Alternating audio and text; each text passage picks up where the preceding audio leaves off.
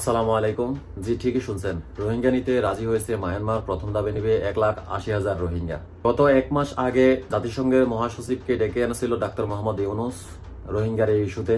ইফতার করছে একসাথে, ব্যানারে লেখা ছিল উই বেক আওয়ার হোম। জাতিসংঘের মহাসচিব একটা সিদ্ধান্তে যায় এবং এ নিয়ে অনেক আলোচনা হয়।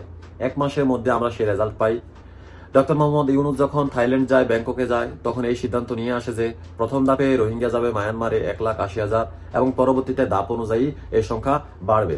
মোট আমাদের দেশে রোহিঙ্গা আছে প্রায় 8 লাখ। প্রথম ধাপে 1,80,000 গেল, পরবর্তী ধাপে আস্তে আস্তে যাবে। বিগত দিনে আমরা দেখতে পাচ্ছি 2018 সালে রোহিঙ্গা আসলেও 2024 সাল পর্যন্ত আমরা এর কোনো পদক্ষেপ দেখতে পাইনি।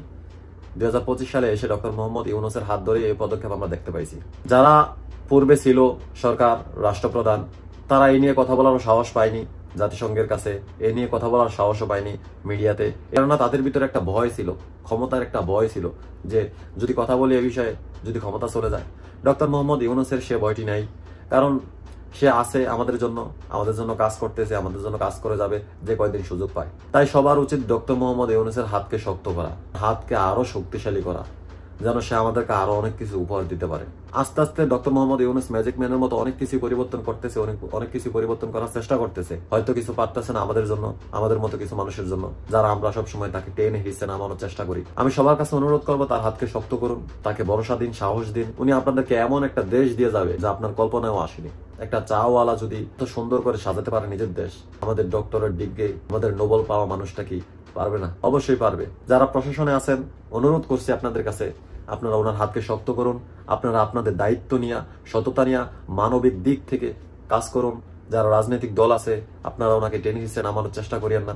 উনি যখন ওনার কাজ সমাপ্তি করে দিবে, কিছুটা গুছিয়ে দিবে, কিছুটা পরিবর্তন সংস্কার করে দিবে, অবশ্যই উনি নিজেই চলে যাবে। ওনার কোনো লোভ নাই।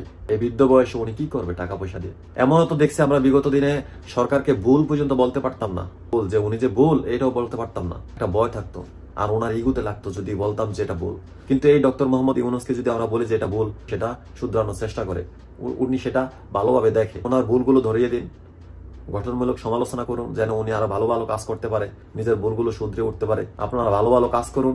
আপনাদের নির্বাচন ভোট চাইতে হবে না, মানুষই আপনাদেরকে চাইবে, মানুষই আপনাদেরকে ভোট দিবে। ডক্টর মোহাম্মদ ইউনুসের কিন্তু কোনো ফ্যান ছিল না এই দেশে। আস্তে আস্তে উনি ভালো কাজ করতে করতে এমন একটা পর্যায়ে নিয়ে গেছে ওনাকে, সাধারণ মানুষ বলতে বাধ্য হয় আমরা ডক্টর ইউনুসকে ভালোবাসি। সারা দেশে যে পরিমাণ অন্যায় অত্যাচার হচ্ছে, সেগুলোর বিরুদ্ধে আপনারা রাজনৈতিক দল হিসাবে রুখে দাঁড়ান, ভালো কাজ করুন।